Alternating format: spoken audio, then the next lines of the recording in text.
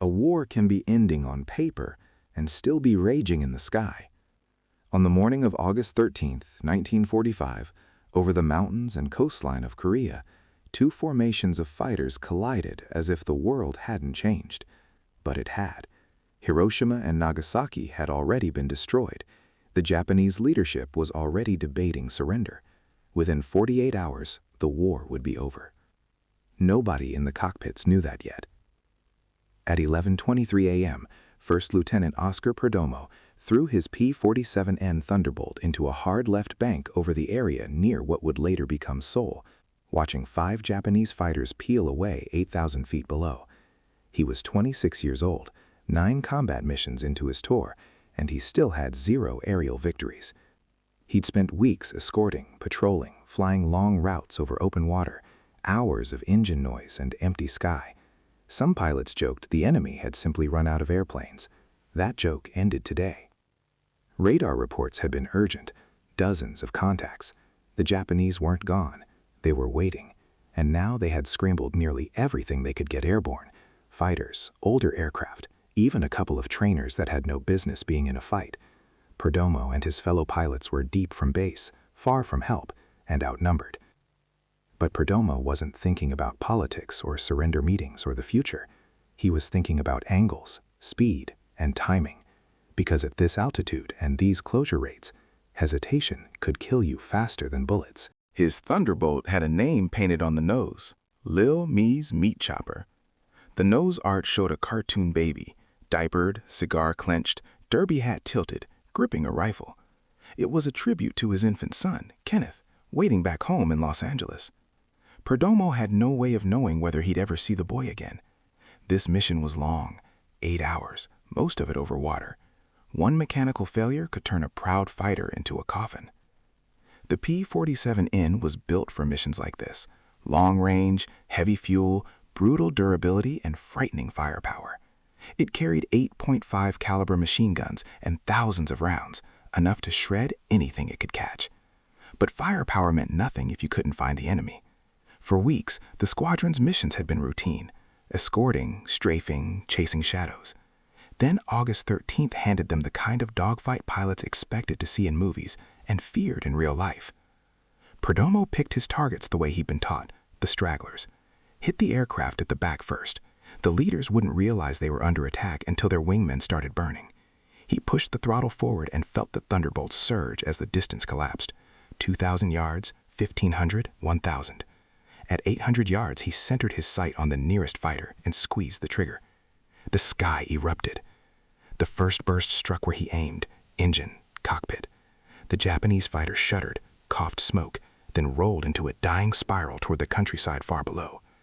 Perdomo didn't watch it crash. He was already shifting to the next aircraft, moving like his hands finally knew what they'd been training for. Years of preparation, weeks of frustration, compressed into seconds of clarity. The second enemy tried to break away, but it was too late. The Thunderbolt couldn't outturn most Japanese fighters, but it didn't need to. It had speed, weight, and a dive that turned gravity into a weapon. From above and behind, the fight became simple. Surprise plus velocity plus 8 guns equals destruction. The second aircraft took hits along the fuselage. Pieces tore away. Flames erupted, and it became a tumbling fireball. 2 kills in under a minute. The third Japanese pilot dove away and escaped into the chaos, and Perdomo made a decision that showed he was thinking bigger than personal glory. Don't chase one airplane and lose the battle. He pulled up and searched for friendlies, because the sky was now a storm of twisting silhouettes, smoke trails, and flashing metal. Parachutes drifted below. He couldn't tell who was American and who was Japanese. Then he saw something that didn't make sense. 2 aircraft flying like they were on a training flight. Slow, fragile shapes that belonged in another decade. Trainers. They should have been nowhere near a combat engagement, but they carried enemy markings, and that made them targets. Perdomo rolled inverted, dove, and closed so fast the fight barely qualified as a fight. The first trainer caught fire and slammed into the ground. The other vanished into cloud and terrain. 3 victories. By now his ammunition had dropped hard. Every kill cost rounds, and every burst ate into the one resource that couldn't be refueled in the air. He climbed again, looking for his squadron, only to find an ambush waiting above him. 4 Japanese fighters, positioned with altitude advantage, the sun behind them. The textbook bounce. It was the kind of attack that had killed Allied pilots across the Pacific. Unseen dive, guns already aligned, seconds to react. Perdomo saw them late, too late for comfort, barely in time for survival. Most pilots would run, dive away, use speed, hope you live. Perdomo did the opposite. He turned into the attack. It was the kind of move that felt wrong in your bones, like stepping toward a knife. But it forced the enemy to adjust their aim. It disrupted their timing. And in that tiny moment of confusion, Perdomo rolled and reversed, letting the Japanese fighters overshoot through sheer speed. Suddenly, the geometry flipped. He selected the last aircraft, fired, and watched it explode into flame. 4 kills.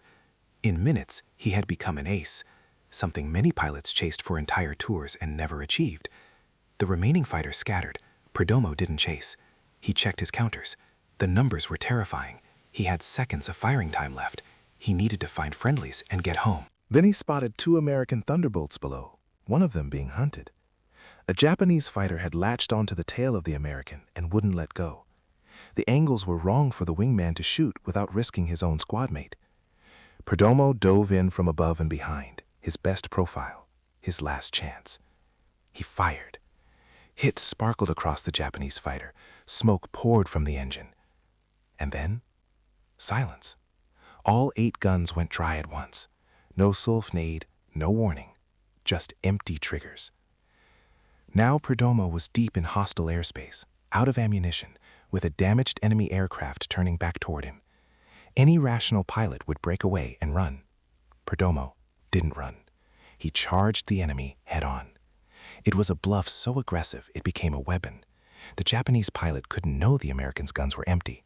All he saw was a Thunderbolt coming straight at him, had a combined closure speed that felt like a collision with the future. The enemy flinched first, breaking away. Perdomo stayed on him, turning, pressuring, maintaining the illusion that he was armed. He radioed for help, and help arrived in time. A friendly Thunderbolt dropped from above, lined up a clean shot, and shredded the smoke-trailing Japanese fighter into pieces of burning debris. 5 victories, earned in minutes on a day the war was already dying. But the story didn't end with the kills. Perdomo still had to fly hundreds of miles over open ocean, with fuel ticking down and no safe place to land if something went wrong. The flight home could kill you as surely as a dogfight. He made it back. Later, the gun camera footage confirmed what sounded impossible.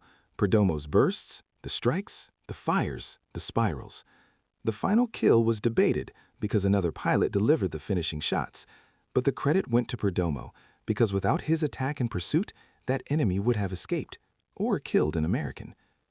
2 days later, Japan surrendered. Oscar Perdomo's fight became a historical closing bracket, a fierce, chaotic battle in the sky just before silence fell. The last flare of aerial war before the world finally exhaled. And in that narrow window, when the war was ending but nobody knew, Oscar Perdomo wrote his name into history with empty guns and absolute nerve.